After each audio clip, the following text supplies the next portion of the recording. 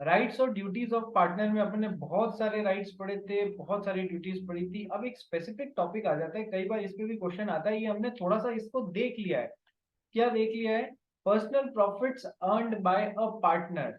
मैंने कहा था कि यदि फर्म का कोई एक पार्टनर है, वो फर्म के नाम से या फर्म के बिजनेस कनेक्शन से या फर्म की प्रॉपर्टी को यूज लेते हुए या फर्म के साथ में किसी ट्रांजैक्शन से, देखो इन चार चीजों को याद रखना। फर्म के नाम को यूज करते हुए, फर्म के बिजनेस कनेक्शन को यूज करते हुए, फर्म की प्रॉपर्टी को यूज करते हुए या फर्म के साथ में कोई ट्रांजैक्शन करते हुए यदि कोई प्रॉफिट कमा लेता है या पर्सनल प्रॉफिट कमा लेता है, वो सब उसको फर्म को लौटाने पड़ेंगे। ये तो हमने कल भी पढ़ लिया था, सेक्शन 16 में दिया हुआ है personal profits earn by a partner. जहां पर एक पार्टनर अपने खुद के लिए प्रॉफिट डिराइव करता है फ्रॉम एनी ट्रांजैक्शन और from the use of property और फ्रॉम बिजनेस कनेक्शन और फ्रॉम द फर्म्स नेम, तो उसको अकाउंट करना पड़ेगा और वो प्रॉफिट वापस फर्म को देना पड़ेगा। ये जो भी सेक्शन 16 में लिखा हुआ है, this is subject to a contract to the contrary, subject to the contract to the contrary. यदि कॉन्ट्रैक्ट में अदरवाइज लिखा हुआ है कि नहीं, पार्टनर फर्म के नाम से कमा सकता है, तो फिर उसको नहीं देना पड़ेगा। बिजनेस कनेक्शन से कमा सकता है, प्रॉपर्टी से कमा सकता है, फर्म के साथ में ट्रांजैक्शन से कमा सकता है, तो फिर अकाउंट विद नहीं करना पड़ेगा। फिर तो सीधा कमाओ और ले जाओ घर पे। यदि कुछ नहीं लिखा हुआ है कॉन्ट्रैक्ट में, कॉन्ट्रैक्ट साइलेंट है, तो फिर सर अब ये यदि इन चार तरीकों से कोई पैसा कमाया है तो वो फर्म को वापस देना पड़ेगा। एग्जाम में इस पे बेस्ड एक क्वेश्चन आ सकता है, ध्यान रखिएगा। Number one. Number two, sir section 16 का सेकेंड पार्ट बोलता है कि सर यदि फर्म के साथ में कॉम्पीटिंग बिजनेस कर रहा है, ये फर्म भी टिम्बर का बिजनेस कर रही है और ये पार्टनर भी खुद का भी टिम्बर का बिजनेस कर रहा है, तो सर इसको उस टिम्बर बिजनेस से जो भी पैसे का अर्निंग हो रहा है वो सारा अकाउंट विद करना पड़ेगा और वो सारा प्रॉफिट यहाँ पर फर्म को लाके देना पड़ेगा। ये भी कल अपन ने पढ़ लिया था। क्यों पढ़ा रहा हूँ वापस? कोई बहुत बड़ा कारण है इसलिए वापस पढ़ा रहा हूँ, ये इसी से कनेक्टेड एक चीज बतानी है। तो सर इन दो सिचुएशंस में जो सेक्शन 16 का पार्ट वन है और पार्ट टू है, कि सर इस तरीके से कोई पर्सनल प्रॉफिट कमाया, फर्म को देना पड़ेगा और अकाउंट विद करना पड़ेगा। इस तरीके से फर्म के कंपीटिंग बिजनेस से करके कोई पैसा कमाया, वो अकाउंट विद करना पड़ेगा और फर्म को देना पड़ेगा।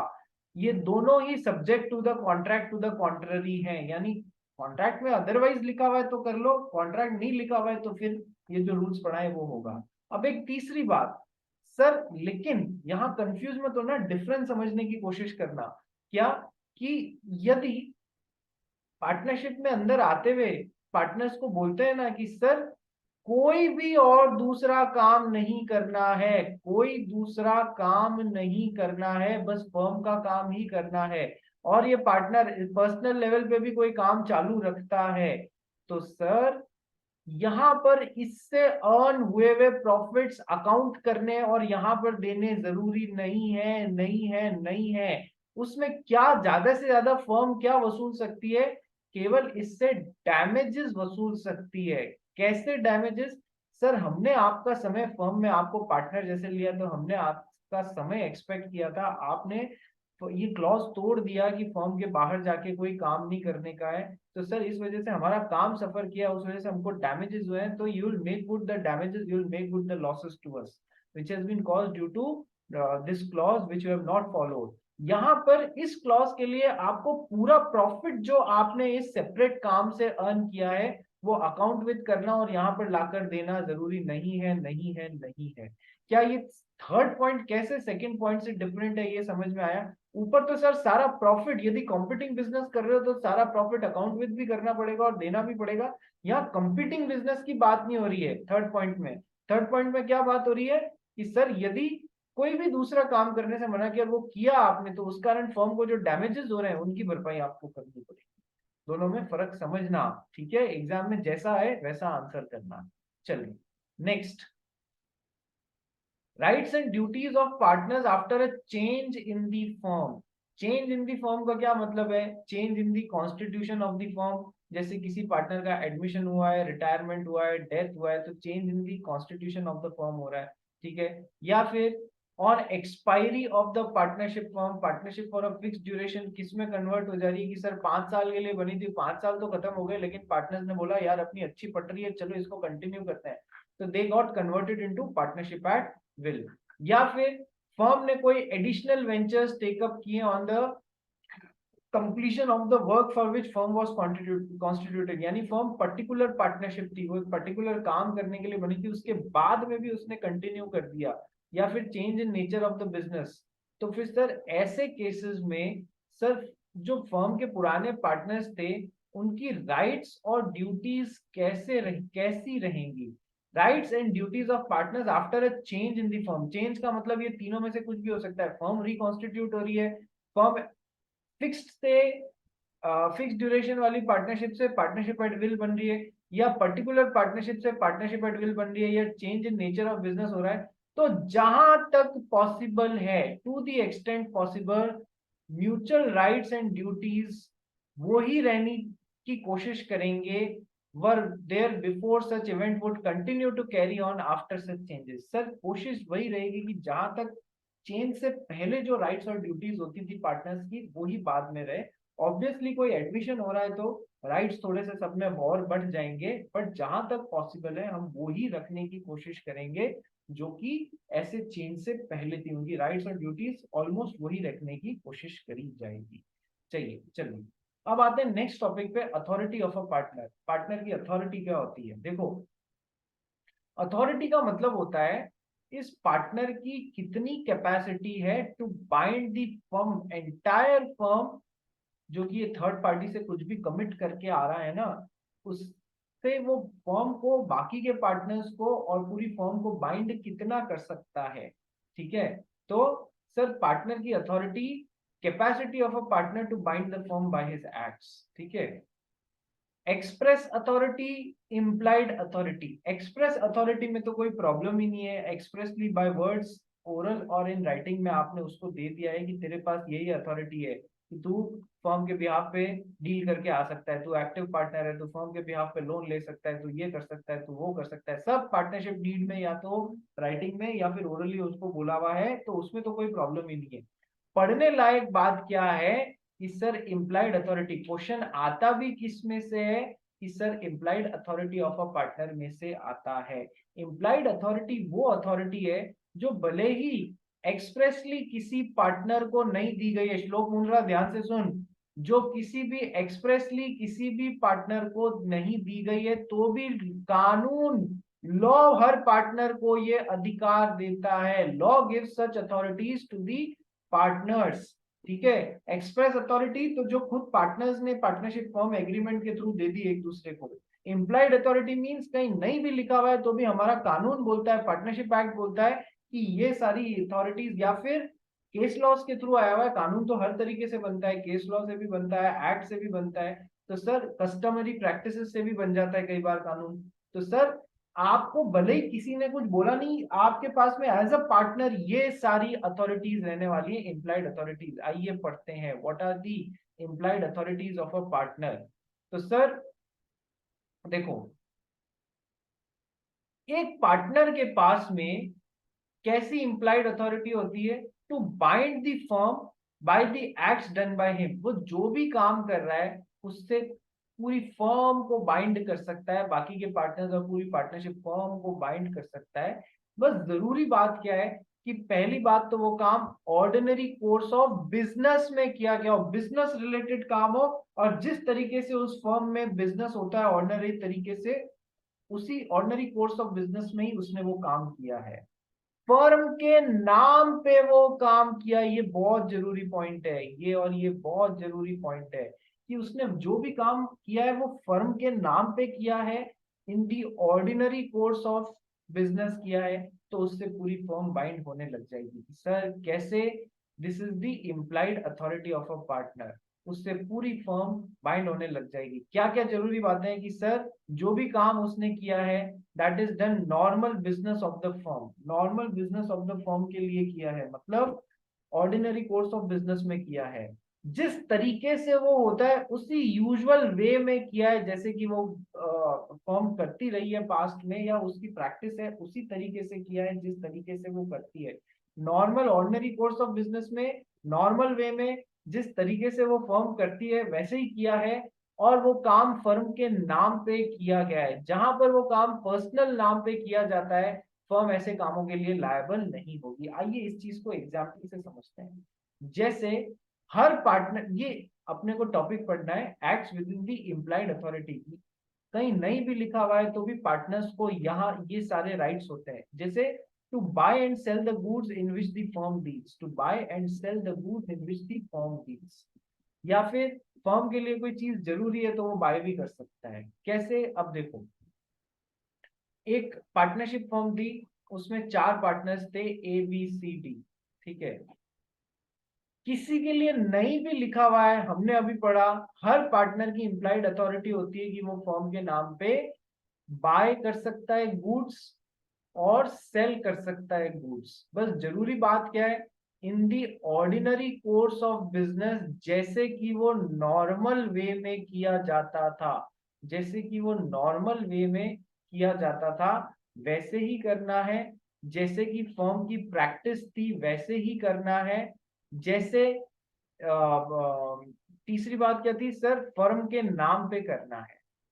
तो अब समझो, इस फर्म को आदत थी फर्म के नाम पे स्टेशनरी ऑर्डर करने की ऑन क्रेडिट, पास की दुकान से स्टेशनरी को क्रेडिट पे, उधार पे ऑर्डर करने की जरूरत थी। महीने के एंड में ये जो शॉपकीपर था स्टेशनरी का, ये यहाँ पर हिसाब देके अपना बिल तोड़वा लेता था। तो ऑर्डिनरी कोर्स में normal way of ordering the stationery in this firm was, कि सर नॉर्मल वे यही था कि ये ऑर्डर दे देते, कोई भी पार्टनर यहाँ पर ऑर्डर दे देता था, पार्टनर ऑर्डर दे देता था। तो प्रैक्टिस क्या थी कि वो माल आ जाता था और ये उस पे लीफलेट पे साइन करके दे देता था कि हाँ हमने इतनी इतनी स्टेशनरी रिसीव कर ली है फर्म के बिहाफ पे, वो साइन करके दे देता था और ये 1 महीने बाद आके हिसाब तोड़ लेते थे। सिचुएशन समझ में आ गई? बोलिए यस और नो। ठीक है सर, सिचुएशन समझ में आ गई। अब एक बार क्या हुआ, मिस्टर बी के मन में क्या आ गया, चोर आ गया। मिस्टर बी ने क्या किया, यहाँ से स्टेशनरी ऑर्डर करने लग गए। तो सर किस कैपेसिटी में कर रहे हैं, फर्म के नाम पे कर रहे हैं। ठीक है, ऑर्डिनरी वे में, उधार में, जैसे यहाँ पर ऑर्डर करते थे वैसे ही कर रहे हैं। यहां से यहाँ पर वो स्टेशनरी आ रही है, आगे ये क्या करते थे, उस स्टेशनरी का 10% हिस्सा तो यहाँ रखते थे और 90% अपने घर ले जाते थे। 90% अपने घर ले जाके या तो यूज ले लिया करते थे या फिर है ना उसको बेच दिया करते थे। महीने के अंत में जब ये बिल लेके आया, यहाँ पर फॉर्म वालों में हल्ला मच गया कि हमने तो पूरे महीने में इतनी स्टेशनरी मंगाई नहीं सर, आपने कैसे इतने का बिल बना दिया। कि सर मंगाई तो आपके पार्टनर नहीं है सर, तो पहले भी मंगाते रहे सर, ऑर्डिनरी जो आपका कोर्स था, normal way of doing that work था, जो प्रैक्टिस चल रही थी उसी हिसाब से आपने किया है। नंबर 1, क्या सर बी ने अपने पर्सनल नाम पे ऑर्डर किया या फर्म के नाम पे? कि सर फर्म के नाम पे किया है। तो क्या अब बी भले ही उस प्रॉपर्टी को घर ले गया, जो भी किया, यहाँ पर नहीं लाया, तो भी क्या फर्म बाइंड होगी उससे? कि सर सारी बातें मीट विद करनी है। तो मिस्टर बी के पास में इम्प्लाइड अथॉरिटी थी फर्म के नाम पे चीजें ऑर्डर करने का, खरीदने का और बेचने का, दोनों की इम्प्लाइड अथॉरिटी होती है, जो गुड्स या फिर जो स्टेशनरी या जिनमें भी फर्म डील करती है। तो क्या वो उससे फर्म को बाइंड कर सकते थे? यस, इस काम से फर्म बाइंड हो गई, फर्म के नाम पे किया, यूजुअल नॉर्मल वे में जो प्रैक्टिस थी उसी तरीके से किया, पूरी फर्म बाइंड हो गया और उनको इस स्टेशनरी का, फर्म को इस स्टेशनरी का पैसा स्टेशनरी वाले को चुकाना पड़ेगा। एग्जाम्पल समझ में आया या नहीं आया? श्लोक, मंशा, रिया, ईशा बांगर, शेट्टी, कनक। Yes sir. ठीक है, ये ध्यान रखना, ऐसे क्वेश्चंस आ जाते हैं, दिमाग लगाना, बस ये पॉइंट्स आने चाहिए वहां पर कि सर ये नाम क्या आना चाहिए, कीवर्ड क्या आना चाहिए। Sir it is an implied authority of a partner to bind the firm. यदि ये 3 चीजें टक टक टक पूरी हो गई हैं तो आइए अब आगे बढ़ते हैं। यही मिस्टर बी ने, सुनो सुनो, इसको अपोजिट तौर पे देखने की कोशिश करो।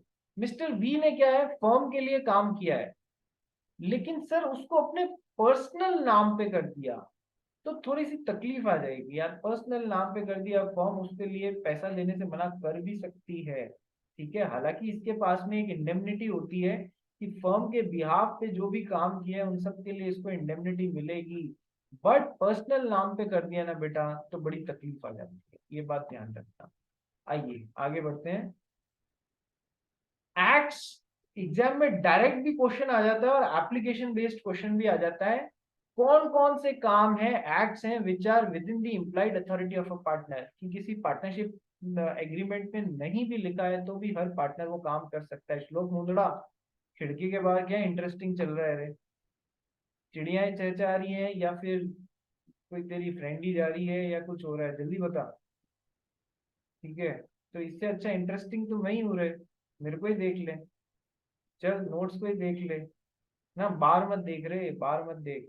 मैंने एक बार ऐसा किया था, मैं तो फिजिकल क्लास में बैठा था तो मेरे टीचर ने मेरे को बाहर फेंक दिया उठा के। ठीक है, तेरे साथ तो मैं वो भी नहीं कर सकता। ठीक है, तो चलो पॉजिटिव लो और फायदा उठाओ इस बात का कि मैं तुम्हारे साथ वो नहीं कर सकता, आ जाओ यहाँ पर ध्यान दो। और ये बाकी लोगों ने क्यों वीडियोस बंद कर लिए, रिया, ईशा, बांगर, शेट्टी, कनक, वीडियोस ऑन करना अच्छी बात नहीं है, जल्दी से वीडियो ऑन करो। चलिए, acts which are within the implied authority, की एक पार्टनर के पार्टनरशिप एग्रीमेंट में भले ही नहीं लिखा हुआ हो, पार्टनर को ये काम करना अलाउड होता है। किस पार्टनर को यार? एक्टिव पार्टनर को। ये तो सीधी सी बात है, स्लीपिंग पार्टनर तो स्लीपिंग है, उसको थोड़ी ना ये सब बातें मिलेंगी, ये सब राइट्स मिलेंगे। एक्टिव पार्टनर को करना अलाउड है। To buy and sell the goods in which the firm deals, वो जिस भी गुड्स में फर्म डील करती है उसका खरीद और बेचान कर सकता है। To hire servants to perform the business of the firm, firm के कामों के लिए कोई सर्वेंट्स की जरूरत पड़ रही है वो उन्हें हायर कर सकता है। To engage a lawyer to defend a suit filed against the firm, firm के खिलाफ किसी ने कोई सूट कर दिया है तो उसको बचाने के लिए यदि आपको लॉयर को एंगेज करना पड़ेगा तो कोई भी पार्टनर जाके उसको फर्म के बिहाफ पे वकालतनामा देके आ सकता है। वकालतनामा क्या होता है? वकील आपका केस लड़ने से पहले वकालतनामा साइन कराता है कि आप उसे ऑथराइज कर रहे हैं अपने बिहाफ पे केस लड़ने को। This is what is vakalatnama. तो सर, वकालतनामा साइन करने का राइट होता है, तो इसको आप लिखेंगे ऐसे, to engage a lawyer to defend a suit filed against the firm, to settle accounts with the person dealing with the firm. ये फर्म के साथ में मिस्टर एक्स डील कर रहे हैं तो इनके साथ में कोई अकाउंट सेटलमेंट करना है, वो पूरा राइट इस पार्टनर को होगा, इसको नहीं होगा तो फिर कौन करेगा?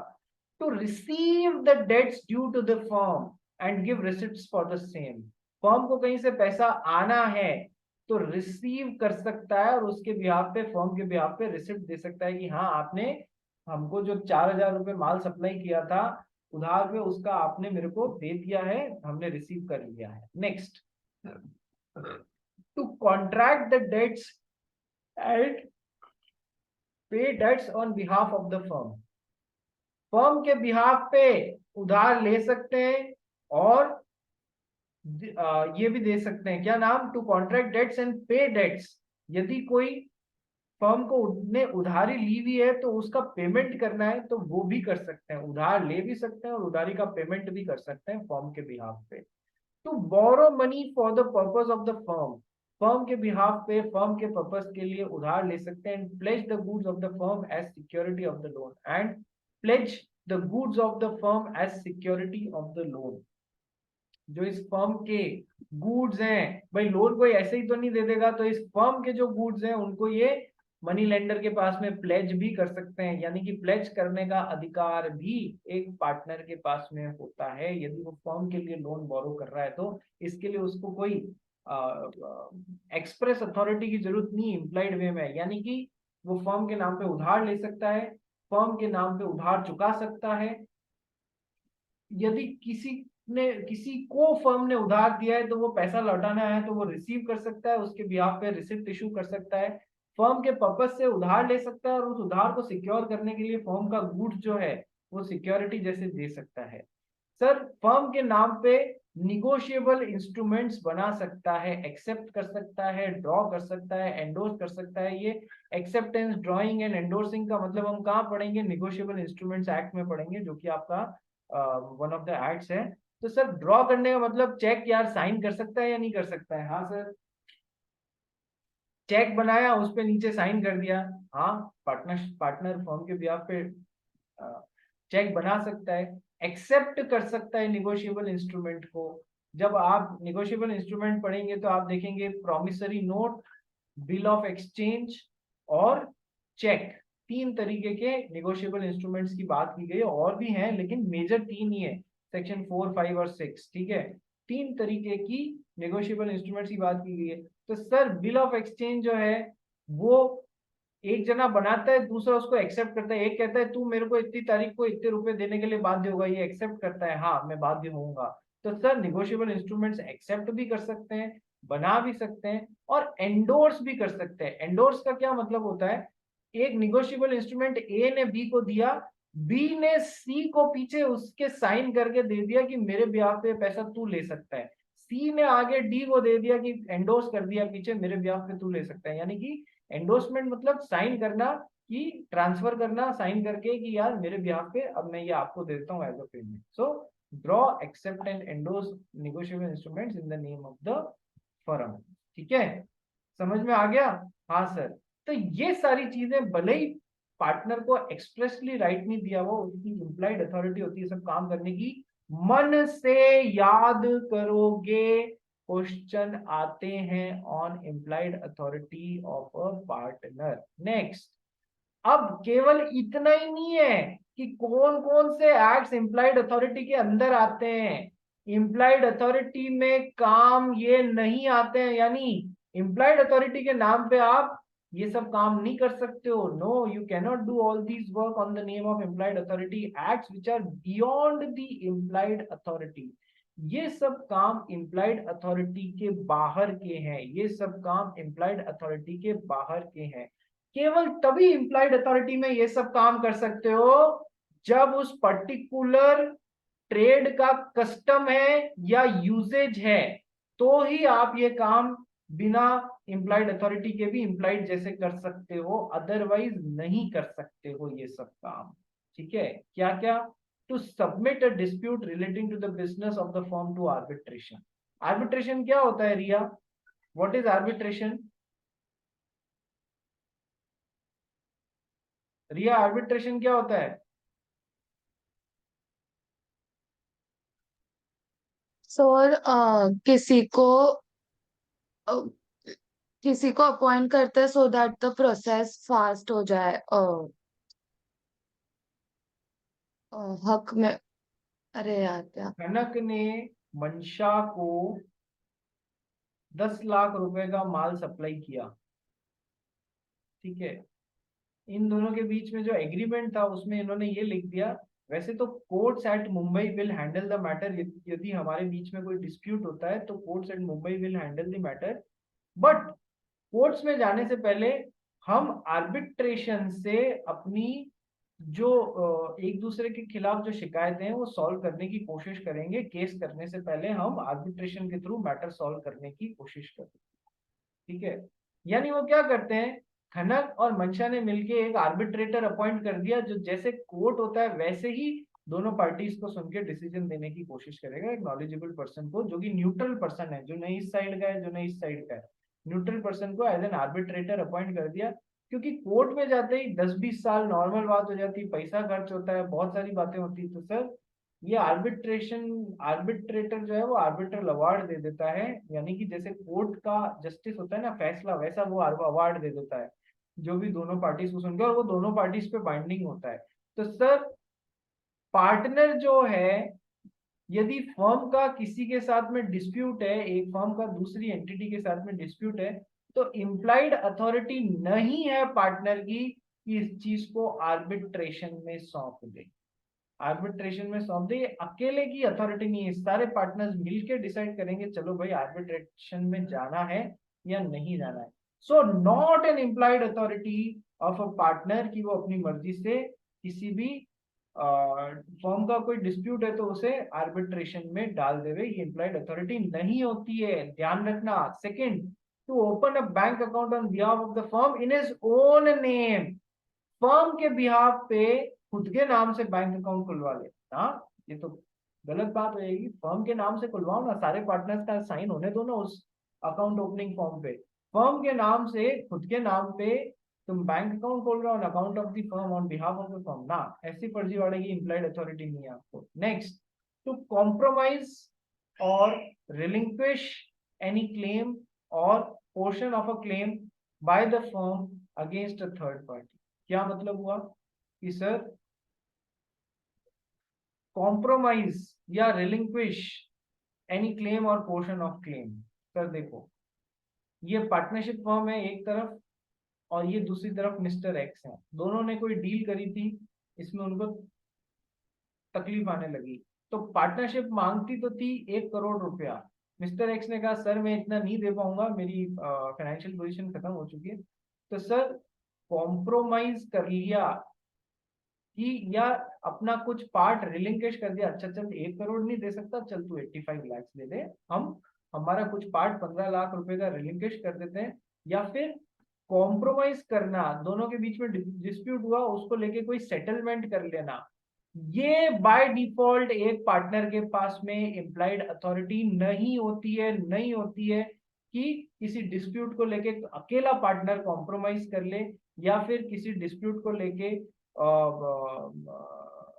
क्या कहते हैं, या फिर किसी डिस्प्यूट को लेके वो अपना हक रिलिंक्विश कर दे पार्टनरशिप फॉर्म का, कि अच्छा ठीक है मैं उसका पार्टनर हूं, मैं बोल रहा हूं ना कि हम 15 लाख रुपए कम एक्सेप्ट कर लेंगे, नहीं।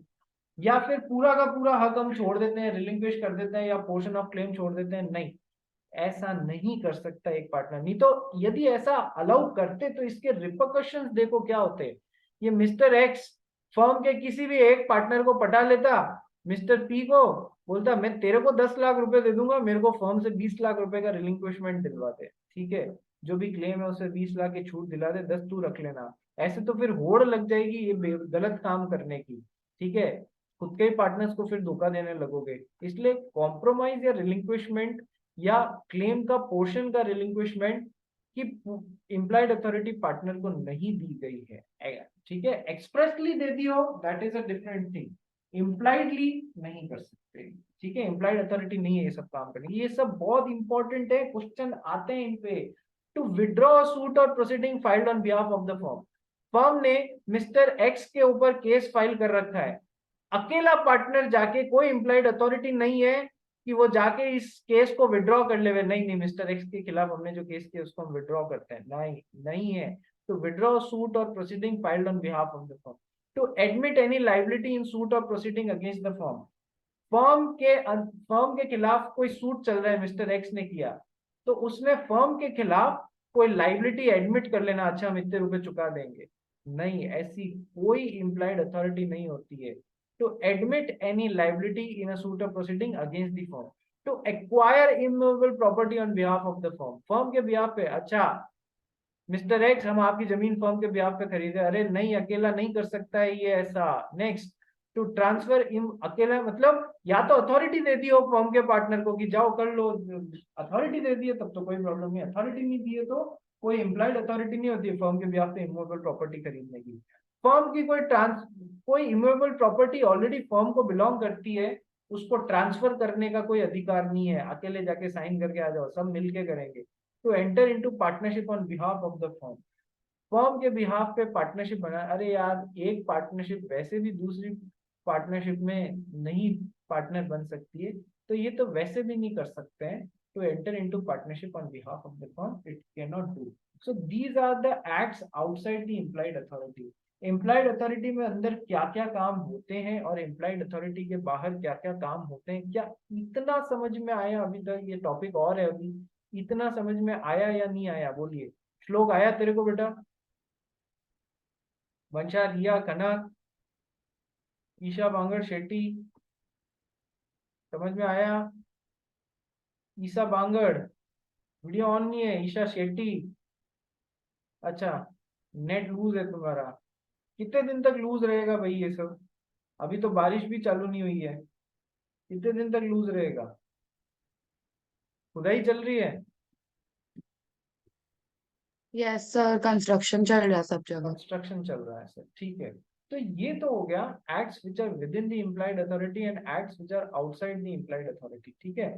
अब एक टॉपिक और होता है extension and restriction of partners implied authority.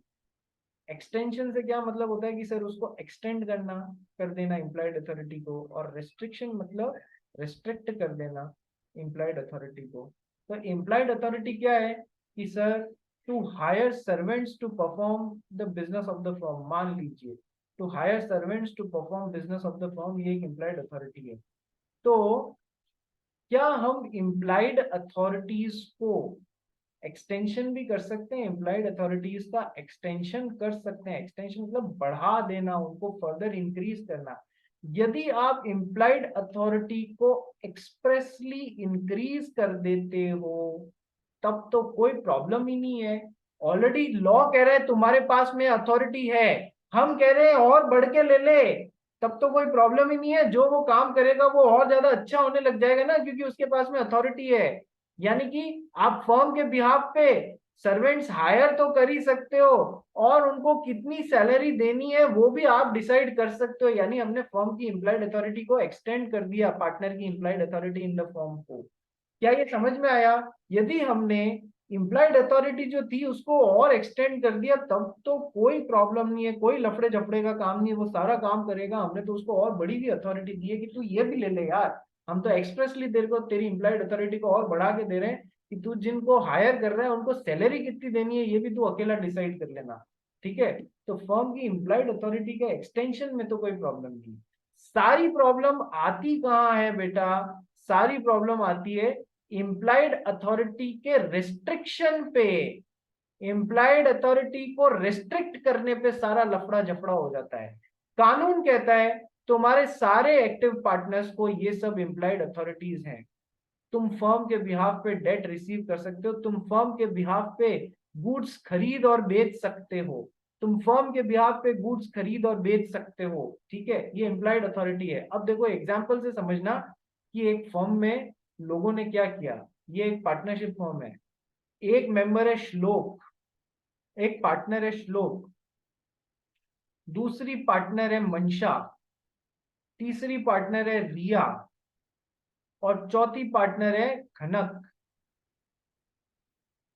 ठीक है, हर पार्टनर को इम्प्लाइड अथॉरिटी है फर्म के बिहाफ पे गुड्स बाय और सेल करने की, फर्म के बिहाफ पे गुड्स बाय और सेल करने की। ठीक है, मंशा भी चाहे तो गुड्स बाय और सेल कर सकती है थर्ड पार्टी से फर्म के बिहाफ पे इन दी ऑर्डिनरी कोर्स ऑफ बिजनेस, जैसे नॉर्मल वे में किया जाता है ऑन फर्म्स नेम, वो बिल्कुल खरीद सकती है। श्लोक को भी ये राइट है, रिया को भी ये राइट है, खनक को भी ये राइट है।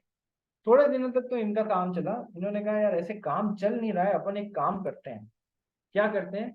श्लोक आज से रेस्पॉन्सिबल रहेगा फर्म के बिहाफ पे मार्केटिंग करने के लिए।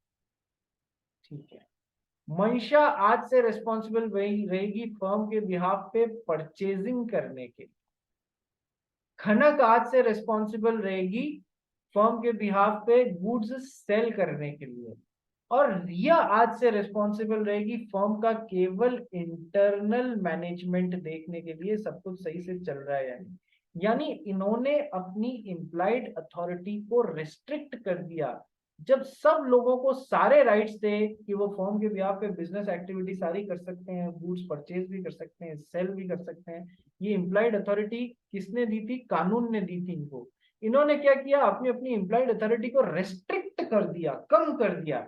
ये केवल मार्केटिंग का काम करेगा, ये केवल परचेजिंग का काम करेगा, ये केवल सेलिंग का काम करेगी, और ये केवल इंटरनल मैनेजमेंट देगी। ठीक है, इन्होंने इम्प्लाइड अथॉरिटी को रेस्ट्रिक्ट कर दिया। सिचुएशन समझ में आ गई? बोलिए सबको यस और नो। सिचुएशन समझ में आ गई क्या सबको? क्वेश्चन क्या है? हाँ सर। अब क्या हुआ, एक दिन मिस्टर एक्स आए, मिस्टर एक्स मिले खनक से। खनक को बोला देखो आपकी फर्म जिस चीज में डील करती है उसका बहुत सॉलिड रॉ मटेरियल लाया हूं, ऐसा रॉ मटेरियल रोज रोज देखने नहीं मिलता है। खनक ने डील फाइनल कर ली इसके साथ, पर यार प्रॉब्लम आ गई ना। खनक तो केवल सेलिंग का डिपार्टमेंट है, परचेजिंग का डिपार्टमेंट तो मंशा के पास में है। तो सर अब इसने आउटसाइडर से एग्रीमेंट बना लिया, नॉर्मल कोर्स में वैसे ही बना लिया, और जैसे फर्म के नाम पे था वैसे ही बना लिया, जैसे होता था ऑर्डिनरी बिजनेस वैसे ही कर लिया। पर सर इसको तो अथॉरिटी ही नहीं थी, क्योंकि इसकी इम्प्लाइड अथॉरिटी को रेस्ट्रिक्ट कर दिया था। इसकी इम्प्लाइड अथॉरिटी को रेस्ट्रिक्ट कर दिया था, तो केवल सेल कर सकती है, परचेज नहीं कर सकती। तो क्या अब मिस्टर एक्स के साथ में जो एग्रीमेंट बनाया है उससे पूरी फर्म बाइंड होने लगेगी क्या? आंसर क्या निकलता है? वापस क्विकली सेम लिंक पे रिज्वाइन करो और मुझे बताओ आंसर क्या निकलता है इस चीज का।